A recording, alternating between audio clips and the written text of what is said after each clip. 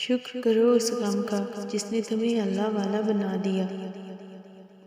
لوگ ہیں اس لیے چھوڑ جاتے ہیں، اللہ رحیم ہے، ہمیشہ ساتھ رہتا ہے۔ اچھے لوگوں سے اللہ بہت امتحان لیتا ہے پر ساتھ نہیں چھوڑتا، اور برے لوگوں کو بہت کچھ دیتا ہے پر ساتھ نہیں دیتا۔ جب تم دوسروں کے دکھ مٹانے لگو گے تو تمہارا درد اللہ مٹائے گا۔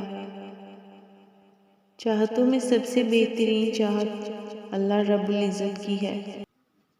زندگی جب بھی رلائے تو سمجھ جانا گناہ معاف ہو گئے، زندگی جب ہنسائے تو سمجھ جانا دعا قبول ہو گئی۔ اندھیری رات کی کروٹ پر اپنا بستر چھوڑنے والے اپنا ایک انداز رکھتے ہیں، خدا کو ہمراز رکھتے ہیں۔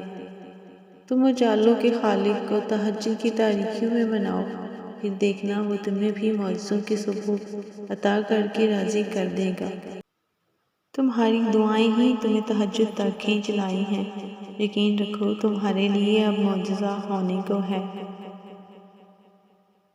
رہتا تو وہ خدا ہر طرف ہے، پر تہجد میں خاص سیاہ کالی چادر کے پیچھے رات کی اندھیری میں صرف وہی لوگ اللہ کو دیکھ پاتے ہیں جس نے اللہ سے بے پناہ محبت کی ہو۔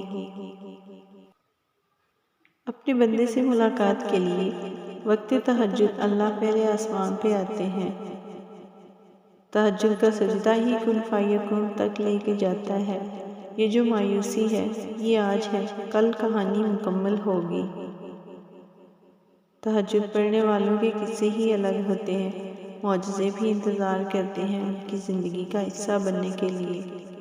تہجد محبت کی ایک کہانی ہے جو سر عرش بیٹھ کر سنی جاتی ہے۔